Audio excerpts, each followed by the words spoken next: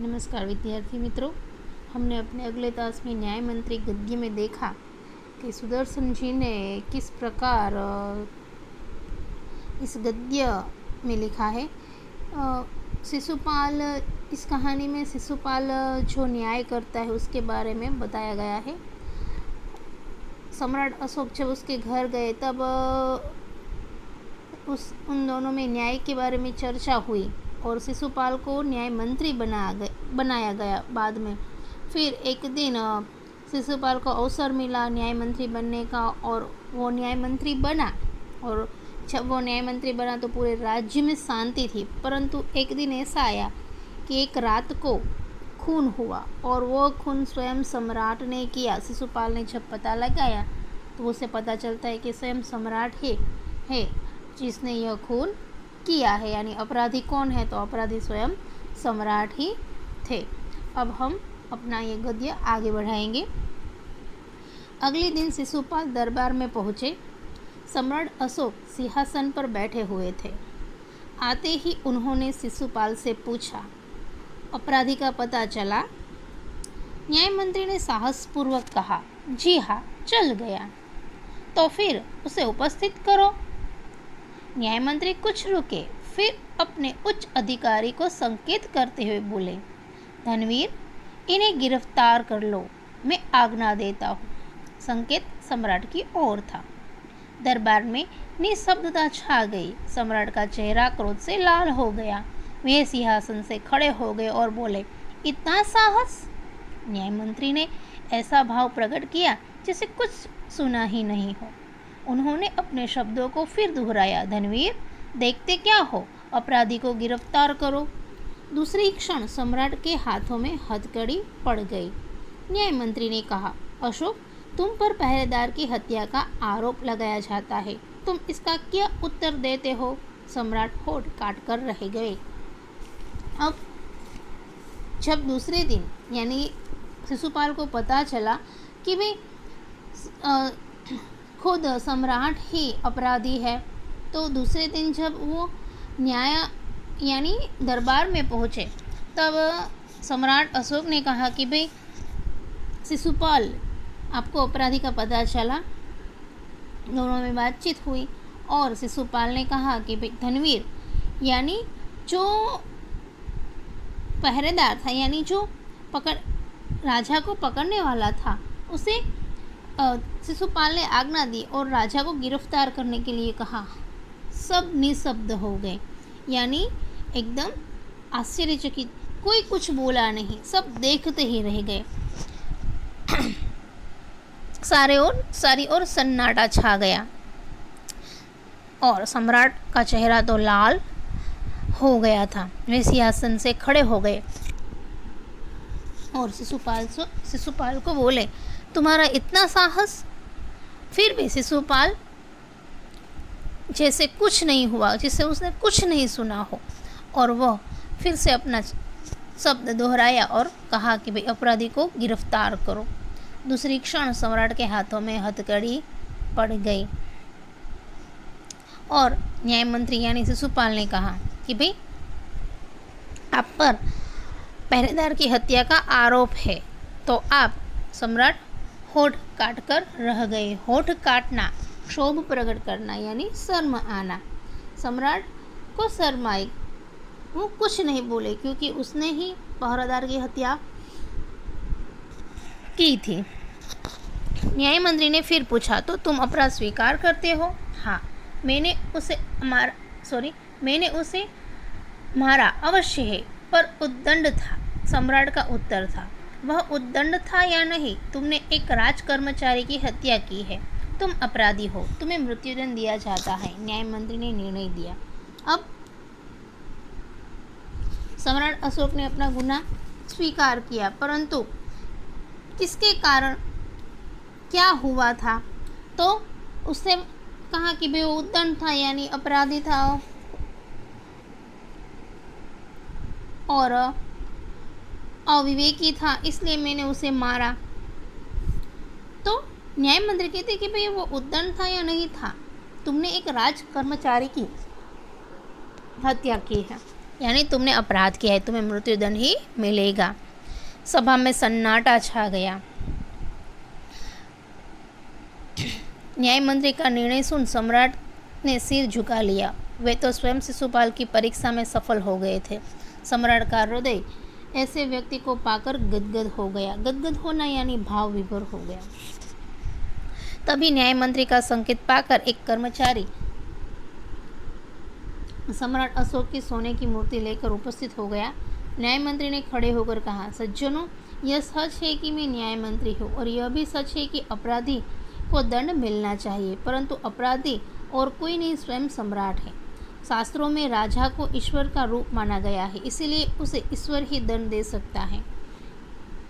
अतएव मैं आज्ञा देता हूँ कि सम्राट को चेतावनी देकर छोड़ दिया जाए और उनके स्थान पर इस सोने की मूर्ति को फांसी पर लटका दिया जाए, जिससे लोगों को शिक्षा मिले। अब सम्राट अशोक ने किस प्रकार न्याय किया? जो सम्राट है उसे फांसी होगी तो यहाँ सम्राट अशोक के बदले सोने की मूर्ति को फांसी दी जाए, क्योंकि वो मानता है कि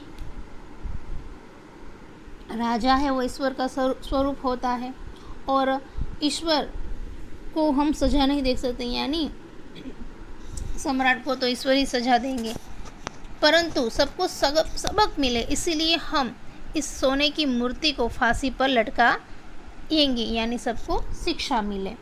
न्याय मंत्री का न्याय सुनकर लोग जय जयकार कर उठे। जब सब लोग चले गए तो शिशुपाल ने राजमुद्रा सम्राट अशोक के सामने रख दी और बोले, महाराज, यह राजमुद्रा वापस ले ले, मुझसे यह बोझ नहीं उठाया जाएगा। अशोक ने सम्मान भरी दृष्टि से उनकी ओर देखते हुए गदगद कंठ से कहा, आपने मेरी आंखें खोल दी है, आपका साहस प्रशंसनीय है, यह बोझ आपके अतिरिक्त और कोई नहीं उठा सकता। न्याय मंत्री निरुत्तर हो गए। अब तो जब शिशुपाल का न्याय सुनने के बाद सभी लोग चले गए,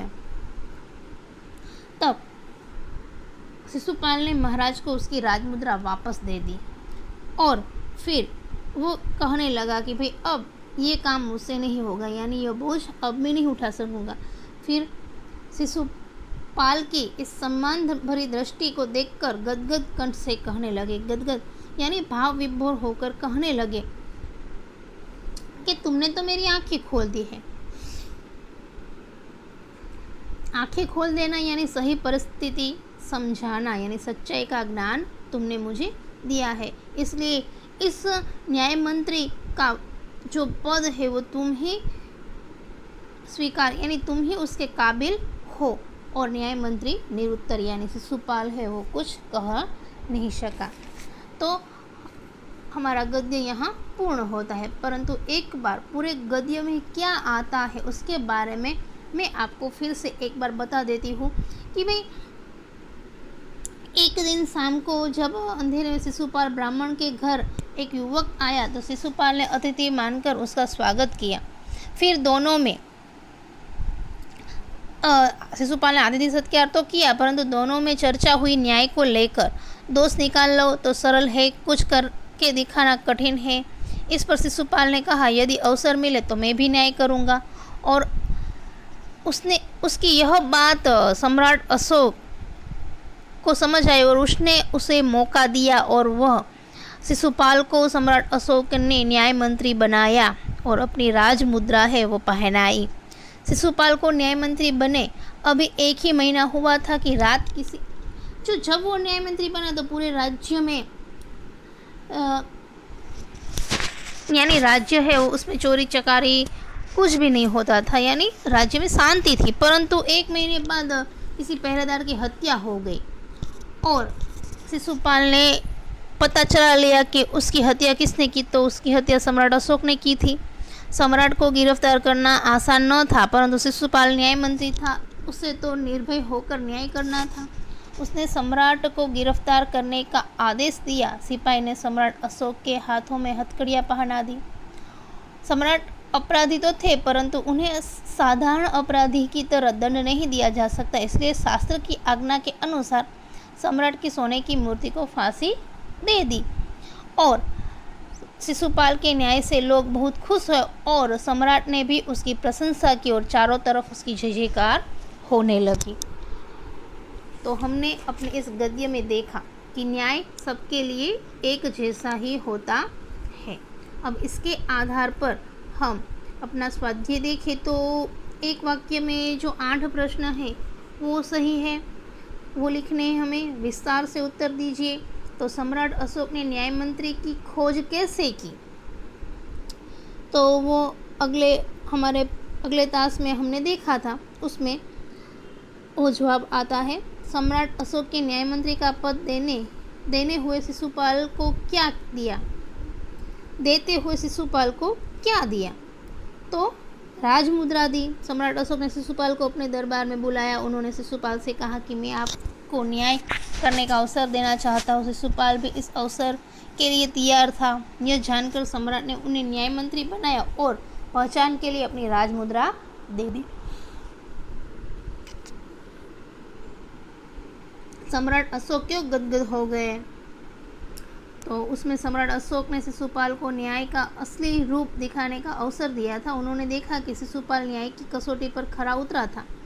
हत्यारे सम्राट के प्रति उसने जरा भी नरम रुख नहीं अपनाया। उसने अपराधी सम्राट को मृत्युदंड देने की घोषणा की। दंड देते समय शिशुपाल ने जरा भी हिचकिचाहट नहीं की।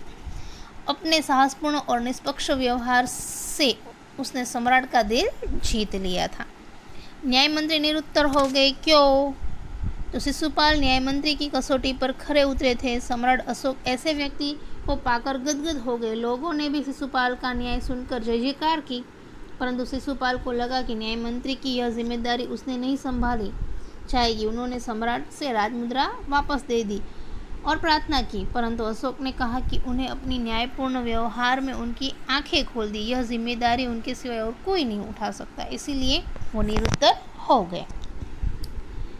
वाक्य यानी विधान कौन कहता है क्यों, तो यह भी हमें लिखना है। विरोधी शब्द, समानार्थी शब्द सोचकर बताइए, तो यह हम नहीं लिखेंगे, सिर्फ प्रश्न 5 तक ही हम लिखेंगे। तो आपकी परीक्षा में यानी जब आपकी परीक्षा है तो यह है स्वाध्याय हम इसलिए तैयार करेंगे, यानी इसके सारे प्रश्न है वो सभी IMP ही है और हमें याद भी करने हैं। तो मित्रों, हमने देखा कि न्याय किस तरह होता है। न्याय सभी के लिए एक ही होता है और सभी को यानी सम्राट हो या पहरेदार हो, चोर हो या सम्राट हो, सभी के लिए न्याय एक ही होता है। तो आज के लेक्चर में इतना ही। जब हम अगले तास में मिलेंगे तब हम अपने पाठ्य पुस्तक को आगे बढ़ाएंगे। तब तक अस्तु।